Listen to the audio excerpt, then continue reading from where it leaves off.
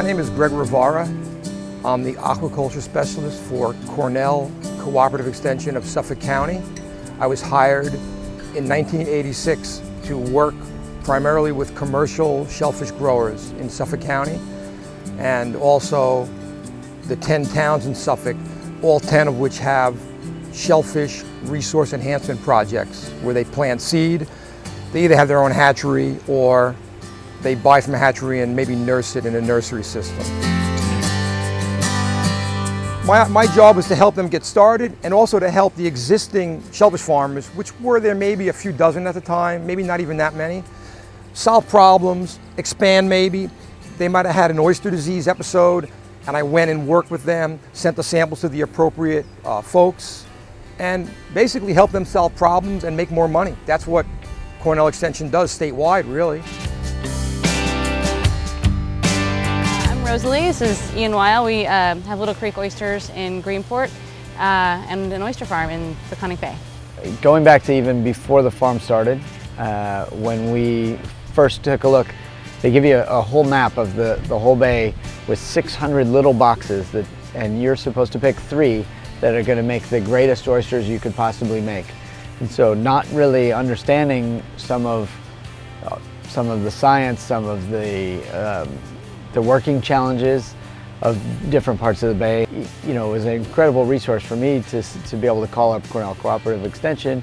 And I remember throwing a map in front of Greg Rivara and saying, okay, give me a couple of areas, you know, or at least help me pin it down. And obviously there's no right and wrong spot, but there are spots that were maybe more right for me or more right for what we wanted to do and the gear we wanted to use in this kind of bigger picture. So from that first day where we highlighted a short list, down to, you know, 1 week ago asking for information on, now that we're in more advanced stage, we're trying a new technique now that, or new to us anyway, that is meant to enhance the quality of our shells and the health of the oysters, all of which we get by going back to the aquaculture specialist.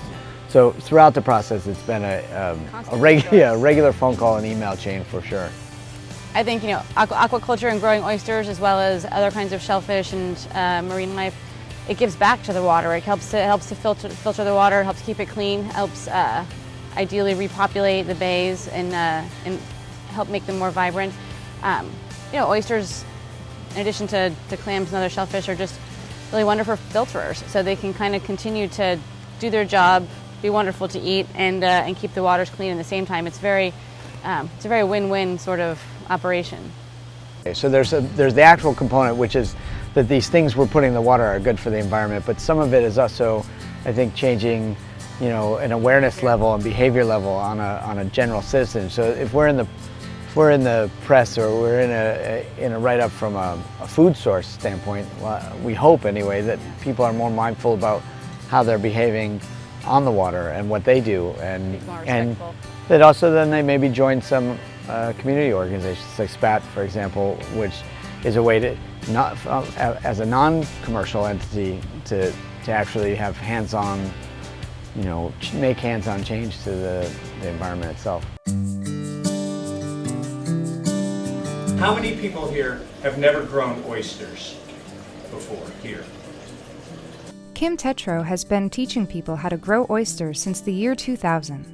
He heads up Cornell Cooperative Extension's Suffolk Project in Aquaculture Training, or SPAT, and encourages community members to become stewards of their environment and help restore local shellfish populations. As part of the program, CCE helps members obtain the necessary permits from New York State DEC to grow shellfish either at their own dock or at one of several community gardens. Kim continually welcomes members of all ages, backgrounds, and ability levels into the SPAT family. SPAT, for people that discover SPAT program, know that they can put their whatever expertise they have to real work, have ownership in the program, have a level of professionalism and also pride and respect. And you know, I'm sure there are other things that you can do in life. I'm not of the age yet to know what I'm going to do when I retire, but I look at what has happened here with our group, and it should be, without question, a part of our society that includes the elderly, includes anybody that wants to give some of their time back to the marine environment. I saw something in the paper about the SPAT program, and I thought this would be something I'd really like to I would be interested in. I wanted to do something for the environment, and I wanted to do something that makes me happy, and I have a passion for, and I have a passion for this.